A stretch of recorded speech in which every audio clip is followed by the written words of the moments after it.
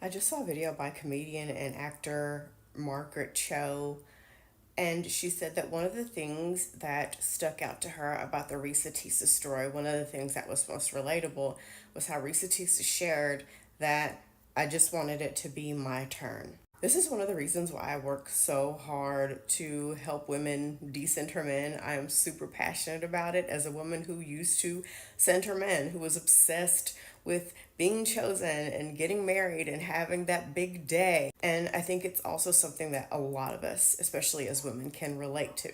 I remember when I would first meet a guy and I would have those thoughts in the back of my head, and I would say, finally, I'm finally dating someone. Finally, I have a boyfriend.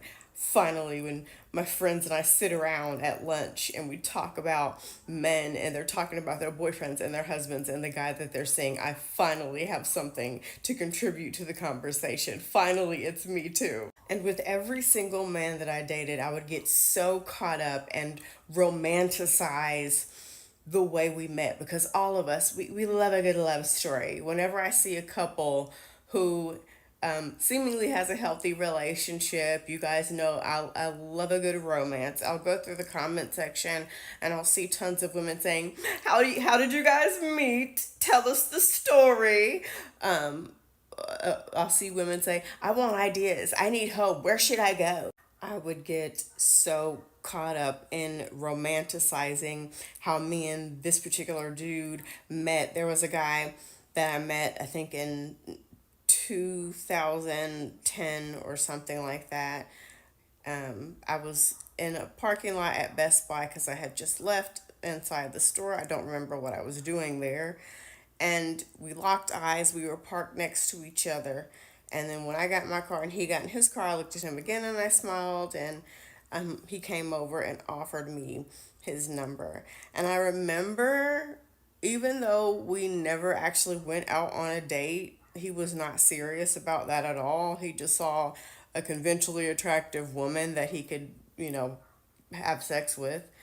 I was so caught up in this whole telling my friends, yeah, and like, who would have thought, we met in a parking lot. Isn't that crazy? I remember the first guy that I met after I left my abusive ex husband, even though he was a complete flake and was the hugest player on this side of the equator. I was so caught up in, yeah, somebody introduced us and he told me when he saw me, the whole room stopped. My abusive ex husband, this is an amazing example. When he first saw me, and you can ask his friends, he told all his friends, I met the woman that I'm going to marry. And I was just so caught up in the romance of it all. We all want to be able to have the magic formula as to how to meet our dream person. So we're going to ask people who have those seemingly healthy relationships, how did y'all meet? What did you do? Even though, in my experience, as someone whose friends, I have the majority of my friends and family are married or in relationships, and I've heard all their stories about how they met, and there is no magic formula. It's just life, and that's just so happened to be when you met the person. I once heard a creator on this app, and I cannot remember her name in order to tag her on this post. I will tag her later if I come across her on my FYP again. But she said, we not only need to decenter men, as women, we also need to decenter romance.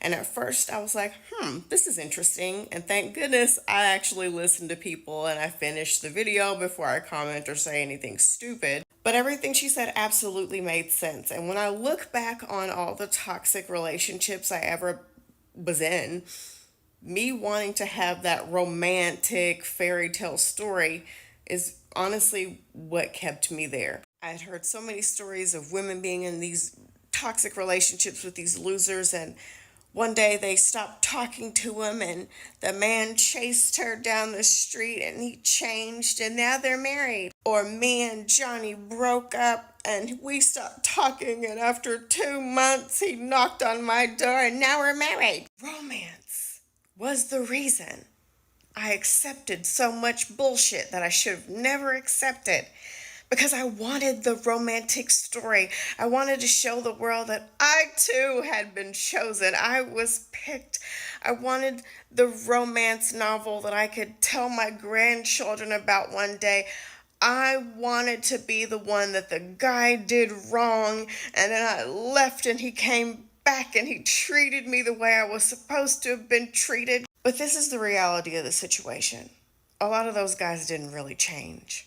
What happened was they missed having control over that woman. They missed whatever that woman was offering to them free of charge. And once they lost that control, once they lost the use of her, they had to do whatever they had to do to get her back. So why not fake being Prince Charming for 2 seconds? Now I see it as an insult if you fuck up and you cannot listen and you don't do the things that I'm asking of you, and then when I fucking leave you, now you want to be different. No, that means you were capable of doing that shit this whole fucking entire time, and now you're trying to manipulate me into getting back with you. Also, if I reach the point of going no contact with the man or deciding not to fuck with him again, it is with good reason, and reconnecting with this person hasn't changed shit, because honestly, it's hard for people to change. Let's just be realistic here. Think about every New Year's Day when you vowed to do right by yourself, and 2 weeks in, you said, fuck this shit, and you went back to old habits, whether that be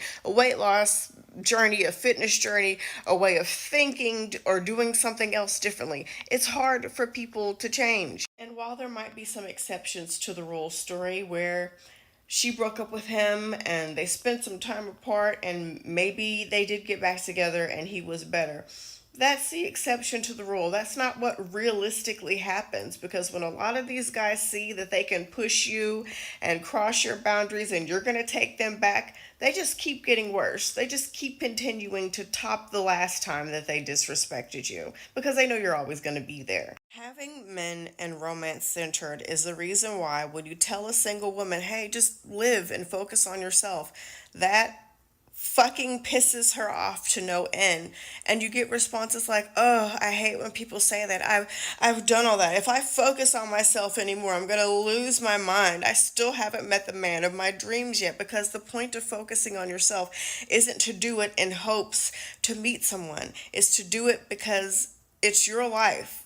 You only get one, and you need to be taking care of yourself. And if the stars align and at any given time you meet someone, it's not going to happen any faster or any sooner because you're doing some mathematical equation as to how to meet the one. Focusing on men and romance and when you'll meet the one will make you miserable, because it's not something that is within your control.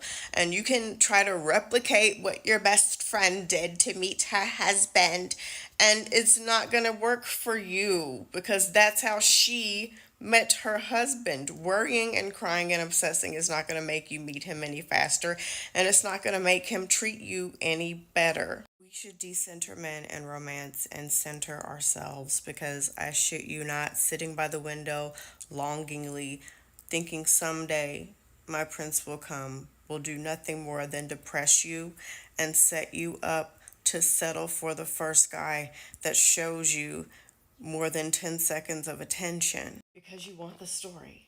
You want to show everyone that you've been picked too. You have a boyfriend too.